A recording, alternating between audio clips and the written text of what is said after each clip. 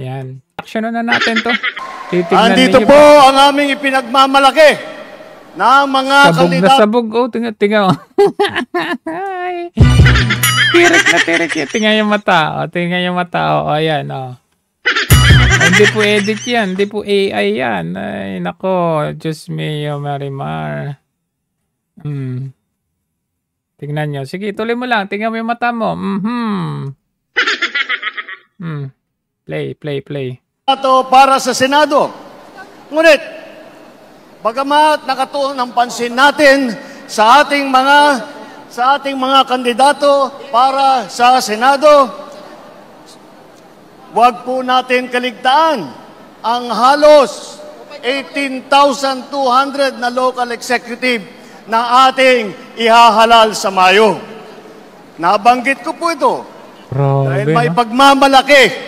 Pakikinggan ninyo dito dahil meron siyang patama. Ang pangit ng ugali nito talaga ng taong ito. Walang utang na loob.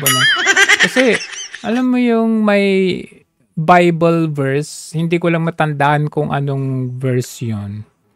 Yung may nananalangin sa harap ng altar, tapos talagang yung panalangin niya, nakataas yung dalawa niyang kamay. Oh Lord, Diyos ko, Ama namin, sumasalangit ka. Tapos may nananalangin din sa likod. Tapos sinisira niya, sana po ganito, sana po biyayaan niyo po ako. Ako po, mamahalin po ko kayo ng buong, hindi katulad ng nasa likod ko na ito, na ang pangit-pangit. Ganon. Basta may ganong istorya sa Bible eh. Parang ganito tong mokong ng alyansa na kami lang ang may kumpletong ticket. Oh, kami lang ang may kumpletong ticket. Sila, wala. Mula sa senador hanggang sa sangguniang bayan ng pinakamaliit na bayan. If the price is right. Kapag naman pera, kung nasaan yung pera, abay, saan sasama ang mga to? Lalo na kapag hawak ninyo ang eleksyon. Pag hawak ninyo yung election system, syempre dadanak ang pera dyan. Maalala ninyo, nung nagpatawag ng meeting itong si Lam, doon sa sa may-ari, presidente ng Smartmatic noong 2022. Kung noon ay hindi pa presidente, wala pa sila sa posisyon na kaya nilang makipag-meeting sa may-ari ng Smartmatic, abay ngayon pa kaya na sila ang nasa administrasyon? Ayan ng buong Pilipinas. So ayan ayan si Amy kumpirmado. Gagawin nyo mga... Ayan. Sige, iboto nyo pa. Ito yung sinasabi natin eh. Trojan talaga to, hindi mapagkatiwalaan. Kaya nga sabi ko po ulit-ulit sa inyo eh. Hindi ba kayo nagtataka na sa kabila ng tirada nito sa Marcos administration, hindi siya ginugurgur? Samantalang tayo na kung ano-anong kaso, contempt dito, winawanted na kahit wala namang basihan, mga ganun. Pinapatahimik tayo kung ano-anong pinaggagawang kaso para sa atin. Ginagawang terorista, tinatanggal sa pwesto. Pero ito, ayan kasama nila. Sabi na eh. Ba't di ka pumalakpak? Palakpak ka, kunwari ka pa eh. At hindi pangkaraniwan ang mga aming kandidato. Hindi pangkaraniwan kasi mga bangag. Sugapa sa pera. Kagaya ng mga nakikita natin sa mga... kagaya ng mukha mo, bangag na bangag. Pati pang partido. Hirap na hirap. Hirap na hirap daw. Siyempre, walang pera. Makakuha ng kanilang mga miyembro. Bakit kailangan mo mag-compare? Alam mo ang pangit, may mga ganyang ibang religion, ay lalo na yung mga pastor-pastor. Merong ibang ganun, yung mga maliliit na iba. Maganda dito sa amin, punta kayo dito kasi hindi kami kagaya ng ibang ibang kongregasyon, ganun. Alam mo, pwede ka namang mag-preach na huwag mong siraan yung ibang kongregasyon. Pwede ka namang mangampanya na huwag mong siraan yung iba. Eto ginagawa nito, walang utang na loob na to. Ang amin pong ipinagmamalaki at pinaglalaban pinagmamalaki. ay subok na. Subok na sa korupsyon. At matagal na. Yung iba, nakulong na. Yung iba, convicted. Nagseserbisyo sa publiko. Nagseserbisyo para sa sarili. Ayan. Hindi po ay naaawa rin po ako minsan. Naawa ka saan? Saan ka naawa? Ating mga katunggali. Oh. Dahil nagmamakaawa. Oh, nagmamakaawa daw. Sino nagmakaawa sa inyo, Pumunta kayo ng Davao, inistorbo ninyo itong si Sara Duterte na ayong tumakbo nung nakarang eleksyon, niligawan ninyo dahil alam ninyo, pag hindi nyo isama si Sara Duterte, wala kayong tsansa kay Leni Robredo. Tapos ngayon, ang angas mo magsabi na walang awa, naaawa kayo. Siyempre kayo may pera ngayon. Hawak ninyo ang pera. Uy! Para makakuha ng mga malalakas at magagaling na... Abay, di bali na. Ang gusto namin kasi, yung pili, yung hindi corrupt, yung hindi pansariling interest, di baling kukunti kami na mga kandidato. Yung may prinsipyo, hindi kagaya ninyo, para kayong mga paru-paro. Kandidato. Di tulad ng iba. Di tulad ninyo. Di tulad nyo. Mukhang kayong mga bangag. Lang ang kandidato. Dito po, buo kami. Hindi lamang buo sa numero, ngunit buo ang loob. Buo. Di kayong buo sa numero. Buo ang bulsa. Para ipaglaban ang kapakanan. Para ipaglaban ang kapakanan ng bulsa. Ng bawat Pilipino. At ng bawat bulsa namin. Kita ninyo yung mga nandyan. Bawat bulsa. Bawat bulsa. Ang buong Pilipinas. Hindi raw nagpapalakpak si Madam Amy, Nga kayo kunwari dyan. Ngiwi. Ngiwi mo na. Patalastas. Kaya naman, nakita, nagtataka nga ako, parang yung mga iba na naging kandidato. Oo. Ba't yung mata mo ganyan? Nagtataka ako. Taka ako, ba't ganyan yung mata mo, Buti naman, napunasan mo, last time kasi nung araw ng kagitingan, di mo napunasan, Deliver lang yata ng suka, nabigyan na ng certificate of... nabili ng suka. Ikaw nga ay natakbo lang ang tatay mo, ang presidente, naging presidente yung tatay mo, Tapos ikaw, drop out na nga lang, naging presidente. Paano nangyari yan? Samantalang tayo, kailangan pa ng NBI clearance, kailangan pa ng drug test. Tapos ikaw, undergraduate ka na nga, wala kang tinapos, naging presidente. Tapos sasabihin mo, nabili lang suka, naging kandidato na. Ikaw, pag mumukha mo, bangag na bangag, naging presidente pa. Sana all na lang, Sana all. Dahil wala naman galing-galing mo, natin, walang ikukumpara sa ating mga kandidato. Pangit ng ugali mo, Chong. Nangungumpara ka pa. Paalam mo kung saan ka galing. Galing ka naman sa basura. Ihahambing natin sa mga... Galing ka sa pamilya ng history of graph, 7 counts of graph. Sabi tuloy ni Imelda Marcos, ang dami kong tawa, mga 7 graft of corruption. Sabi mo naman noon, ang dami mong tawa. Mga 203 billion estate tax. Ulog na lang. Buti na lang hindi 20 pesos na bigas. Ang ticket natin mula sa Senado hanggang Sangguniang Bayan ay mga leader na subok sa serbisyo. Mga leader na subok sa ayuda. Magandang record. Magandang record? Yan ba yung nahatulan ng corruption? Pwedeng ipagmalaki. Yung sasayaw-sayaw lang ng budots? Kahit kanino. Kung kilatisin natin ng isa-isa. Kung kilatisin ng isa-isa, may mga kaso. Kahit nga si Pacquiao, di ba? Dinimbanda nung promotion ni Conor McGregor si Pacquiao. Kasi tumanggap siya ng ng fight purse mula sa anong promotion ba yun? Paradigm promotion. Yun yung promotion ni Conor McGregor. Na kakalabanin niya sino ba yung kalaban? Si Ugas. Hindi si Ugas. Meron siyang kalaban noon. Tumanggap siya. Tinanggap niya yung, if I'm not mistaken, 4 billion US dollars.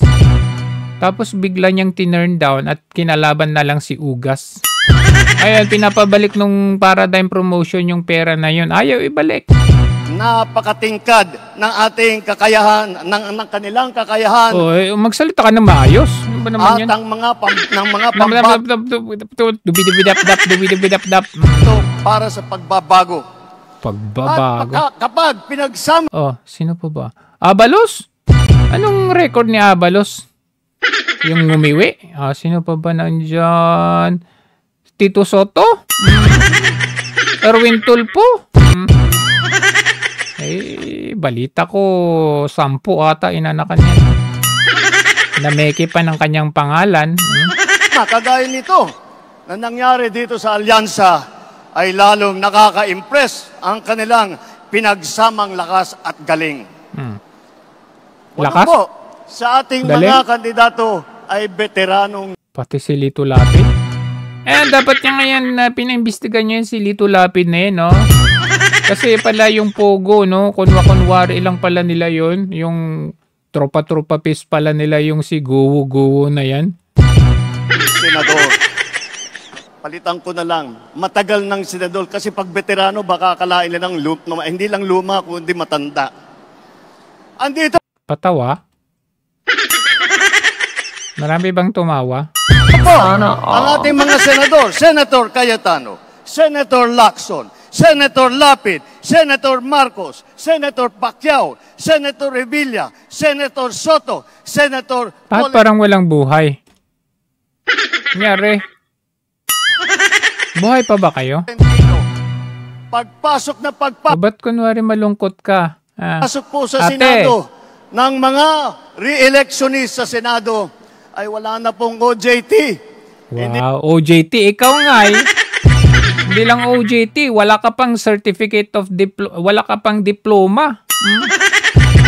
Oo. Hindi na mag-aaral. Sabi nga nila, dami mong absent nung ikaw ay gobernador sa Ilocos Norte. Kaya nga nadapa yung asawa mo nung pumunta kayo sa Ilocos Norte kasi yung kalsada ninyo lubak-lubak. Tapos ang lakas ng loob mo sasabi na hindi kailangan ng OJT kasi may experience na sila. Experience sa corruption. Na alam nila ang trabaho. Alam na nila ang pangangailangan ng... alam nila ang trabaho ng kung paano ang mangbulsa. Alam nila ang pangangailangan ng kanilang mga bulsa samantalang ang mga tao hirap na hirap sa buhay. Pilipino, alam na nila ang gagawin nila upang gawin at idala. Ano? Ang gagawin nila upang gawin? Ang naidala? Anong naidala? Ating mga nadala na yung mga tao, punong-puno na kami, ang kanilang pangangailangan. Ano, ayuda? Ito naman ay nanggaling naman sa Kongreso na subok sa batasan. Andyan po ang mga Congressman Abalos. Galing sa Kongreso si Abalos? Tama ba yung dinig ko? Galing sa Kongreso? Binay, Congressman galing daw sa Congress. Naging congressman ba si Abalos? Cayetano, Congressman Marcos, Congressman Pacquiao, Congressman Tulfo, Congressman Villar. Naging congressman ba si Pacquiao? Kitang-kita po naman natin na ito lahat ay sanay na sanay, subok na subok, at matagal nang nagpapakita ng galing. Wow, galing saan? Hindi na bagay. Buti pa sa boxing, pwede. Pride natin yan si Pacquiao. Sa boxing, pride din natin yan sa, maliban sa pambababae, Ito sa pagpanday ng mga batas. Pagpanday? Si Revilla ba yun? Pagpanday o pagbudots? Dapat ang nagsilbi sa kabinete, humawak ng cabinet rank na posisyon. Si Abalos, DILG Secretary. Si Tulfo, nag-DSWD Secretary. Lacson, ng Yolanda Rehabilitation Commission. Tolentino, siyang namuno ng MMDA. Ngunit, Tolentino, balimbing. Sa kanilang katungkulan, ay hindi lang po sila parelax-relax Tingnan nyo po ang kanilang mga record at makikita po ninyo na sila ay nakagawa ng magandang pagbubuti para sa kanilang mga kagawa. Bulsa. Magandang pagbubuti. Saan kaya hinuhugot yung salita nito? Nakagawa ng magandang pagbubuti. Alam nila ang government work galing sa kabinete. Hindi lang dada, pero gawa. Ikaw ata yun pinaparinggan mo ba salita mo? Dada. Dami mong pangako, di mo natupad. Ang kanilang ipinapakita. They are not here to oppose. They are here to propose. Propose what? Ano? 3 ang naging gobernador ng malalaking probinsya. Ayan na, kaya si Aimee. Manang Aimee. Manang Aimee. Di ba may issue din yan si Aimee na ano din yan? Dati, ano ba, traktor ba yung mga traktor? Nahiring din to sa, hiniring nila akop ito dati si Manang Aimee, Ito sa atin. Ano nangyari sa Ilocos Norte? Naging matagumpay ba? Naging kahit top 10, napasok ba ng top 10 ang Ilocos Norte? Sa Ilocos Norte. Lito Lapid. Governor Lito Lapid ng Lito Lapid? Ano nagawa ni Lapid? Sige nga. Di ba, imbestigan nyo nga to sa Pogo-Pogo to. Panga. At ang Governor Revilla ng Cavite naman. Budots to budots. Gagoy nyo, mga tanga! Bukod pa ron, kasama Budos nila na. ang 3 naging city mayor. Binay ng Abib. Yung magkapatid na nag-aaway. Binay ng Makati. Tolentino ng Tagaytay. Abalos ng Mandaluyong. Patay tayo At din. huwag natin kalimutan na si Tito Sen, Senator Soto, ay naging vice mayor din ng Quezon City. Ba't parang galit ka? Hindi po tayo nagkukulang sa boses Kurimaw ng kababaihan at maglalaban para sa karapatan ng ating kababaihan dahil apat sa ating mga kandidato ay babae, pero itong mga babaeng ito ay palagay ko mas matatapang pa ito kaysa sa mga lalaki na nandito ngayon. Oo, mas matapang pa sa'yo kasi ikaw weak. Mga abogado naman, 4 din. 4 ang abogado natin. Abalos, Binay, Cayetano, Tolentino. Si Aimee nag-aaral din sa law school. Ang tanong, nag-graduate ba? Bakit di mo tawaging attorney Aimee Marcos? At pinagtatalunan lang nila kung sino daw ang pinakamagaling at sino nanggaling sa pinakamagandang eskwelahan. Ngunit lahat yan ay magaling, lahat yan ay matalino, lahat yan ay ginamit na ang kanilang kakayahan. Grabe yung mata niya. Upang yellow yung ipin, tapos dilated yung mata. Sabay ngiwi, Wag naman sa... Kung itatanong naman natin, sila ba ay isa lang ang pinanggalingan? Tiga Maynila lang ba lahat? Tiga Luzon ba lahat? Hindi po. Dahil pagdating sa geographical representation, 2 ang tiga Mindanao. Si Manny Pacquiao ng Bukidnon, Sarangani, at saka Jensen. Si Erwin naman. Nagawa niya sa Sarangani. Nagawa sa Jensen. Lumaki sa Davao Oriental, sa Sulu, mga probinsya kung saan nadestino ang kanyang bayaning ama. Ang unang Vicente Soto ay naging senador na tiga Cebu. Ang nanay naman namin ni Aimee, alam nyo naman, 100% waray. Alam naman natin pati na ang lolo ni Camille ay galing sa Iloilo. So ano ngayon? Anong purpose? What's Wala the point? Yan po ang ating ipagmamalaki. Dahil po nauunawaan Ay, sus, nakakita ko ng balimbing. nila hindi lamang ang mga problema na hinaharap na nasyonal, hindi lang ang mga problema sa taas, sa Senado, ngunit lahat po sila ay may karanasan Saan nagbudot sa ano? local government, may karanasan sila sa executive. Lahat po sila ay nakapagpakita na ng kanilang kakayahan. Kaya't po ay kayang-kaya naming maipagmalaki. Bukod po dyan, tignan niyo po ang record ng ating mga kandidato. Ano record nila? Wala sa kanila ang may bahid ng dugo dahil sa tukhang. Tukhang. Ano sinabi mo nung kampanya? Ituloy yung drug war ni Duterte? Yeah, lintian. Wala sa kanilang kasabwat sa pagbulsa ng sako-sakong pera pinagsamantalaan. Oh!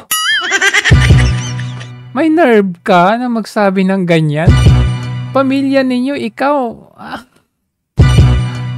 Sobrang kapal ng pagmumukha nito. Ha? Yung sa flood control pa lang. Nanay mo, 7 counts ng graft and corruption. Ha? Nasama pa kayo sa Guinness record? Krisis ng pandemya, pinabayaan ang ating mga kababayan. Pandemya, Duterte ata yan. Di ba puring-puri ka kay Duterte nung pandemya? Sakit at mamatay. Wala sa... Tapos yung maraming pinatay na mga bata sa bakunang Dengbaksya, pinakawalan mo. Yung nahatulan, yung nakulong dahil sa drug queen syndicate, pinakawalan mo. Pinawalang visa mo. Leche, kaya nga daming nagsasabi na lipanan na ang krimen sa Pilipinas dahil yan sa droga. Tama si Duterte. Droga ang sisira sa bansa natin. Kanila ang... Ikaw, tingnan mo yung mukha mo. Sirang-sira. Pati kami tuloy, nasira ang ano namin dahil sa mga pumapalakpak sa China at natutuwa. Wow. So pumapalakpak ka sa Amerika. Ano na itulong ng Amerika? Naputulan ng daliri. Anong ginawa nyo? O saan yung EDCA sa 5 sunod-sunod na bagyo? Anong ginawa nila? Wala. Ni isa walang tumulong sa EDCA. Sabi niya humanitarian, tutulong sila. Nasaan sila? Wala. Ayan, pinalalayas yung mga barko natin. O nasaan sila? Nagpahiram ba sila ng kanilang aircraft carrier? Tumukong talaga ito, wala sa ayos. Kapag tayo ay binobomba ng tubig. Oh, saan ang Amerika? Kala ko ba may mutual defense tayo? Tatamaan ang ating mga Coast Guard. Hinaharang ang ating mga mangingisda. So anong ginawa mo? Ninanakaw ang kanilang huli. At bukod pa ron ay inaagaw pa ang mga isla natin. Oh, sinong umalis? Ba't umalis yung Teresa Magbanwa? Ha? Bakit nyo inalisan yung Sabina Shoal? Huwag na ninyong minimisinform ang taong bayan. Kayo ang umalis sa Sabina Shoal. Nung panahon ni Pinoy, umalis din. Nag-withdraw. Umalis ang Pilipinas doon sa Scarborough Shoal, kaya nakuha nila. Sa panahon mo, yung Sabina Shoal, nasan kayo? Nung may nalunod na fisherman, nasaan si Tariela? Sisihin pa ninyo yung China na hindi tumulong. Totoo, kung tutusin, kung may Coast Guard dyan, edi kayo tumulong. Para maging bahagi ng kanilang bansa. Wala po sa kanila ang tilang sakristan ng isang bulaang propeta na nasasakdal dahil sa pagyurak sa ating kabataan at sa ating kababaihan. Wala sa kanila. Oh? Bakit parang na-issue yung ano yun? Yung Pepsi Paloma? Pinaparinggan mo ba yan si Tito Soto? Pagyurak ng kababaihan. Si Tulfo, pinaringgan mo ba si Tulfo dyan? Pagyurak. Si Pacquiao, pinariringgan mo ba? Si Revilla. Ang tagataguyod ng pugad ng krimen. Tagataguyod ng tagagawa ng pugad, ang anak ng anak ng anak. Ng sentro ng paglalapastangan ng mga kababaihan na mga pogo. Oh. Tayo ngayon. Pogo, ayan si Lapid Listigan mo yung silapid. Ay nasa sangandaan ng ating paglalakbay bilang isang malayang bansa. Bilang isang sambayanang may dangal, may sipag, at may tiyaga.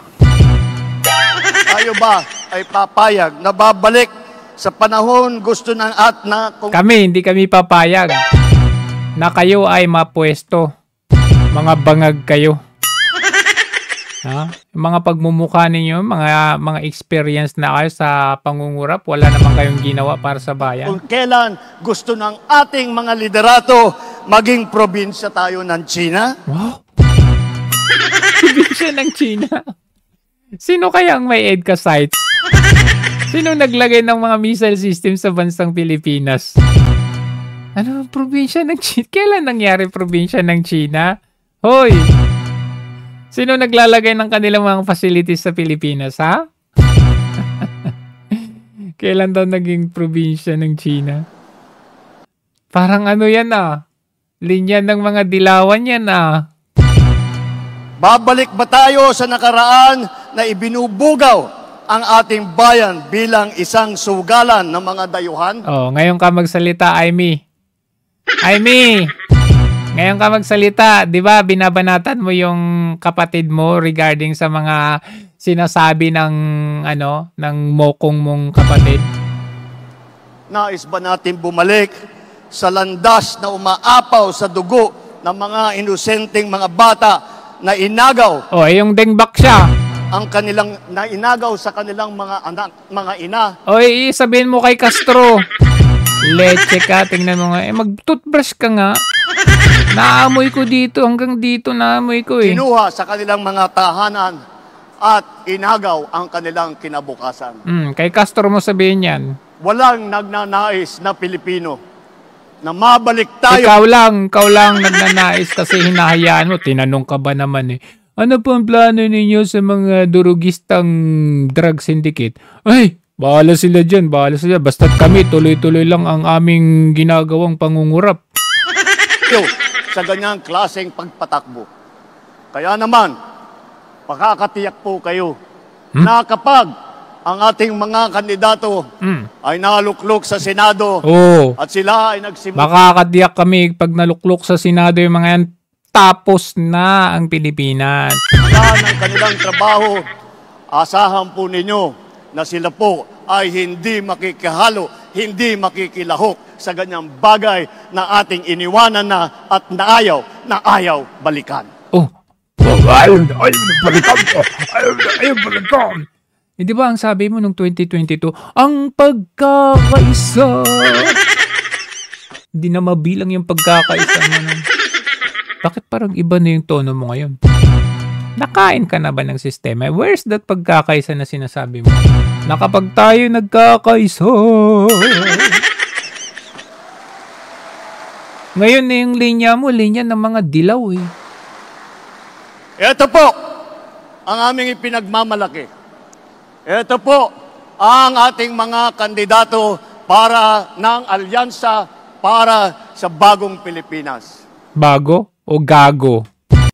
Ito po ang hinaharap namin ginagong sa inyo. Pilipinas. Ang pinakamagagaling na Pilipino, pinakamasipag na nagsiservisyo publiko at ang buong buhay nila ay itinaya nila hindi lamang para sa kapakanan ng kanilang mga sarili. Patawa to. Hindi po para sa inyo, para sa taong bayan, para sa Pilipino. Budots na. At para sa Pilipinas. Pilipinas Got Talent! Kaya, sa darating... Hindi, may cue yan eh. Palakpak na. Ayan, ganyan yan. Na Mayo po, huwag nyo na pong tignan ang mga ibang mga pangalan. Grabe, ang pangit ng ugali mo, Brad. I-shade nyo na po lahat po itong nandito na nasa harap ninyo at gawing nating 12. Sige. I-shade ninyo yung mga pangalan yan papunta sa Inidoro. 0 ang ating resulta sa Senado. 12-0 ang ating resulta sa... Tandaan ninyo sinabi niya 12-0 12-0 12-0 sa Inidoro. Senado, nang sa ganon, matitiyak natin ang kinabukasan ng ating minamahal na Pilipinas. Mabuhay ang alyansa! Tingnan niyo, grabe, bangag na bangag talaga. Ang susunod naman na senador ay mapagmahal, subok na lingkod bayan, ang ating agimat, aksyon sa tunay na buhay. Ibalit sa Senado, number 11, Senator Bong Revilla. Nandito na si Bong Revilla! Ayan na.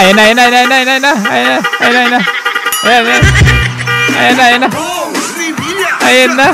Patay tayo dyan. Budos na.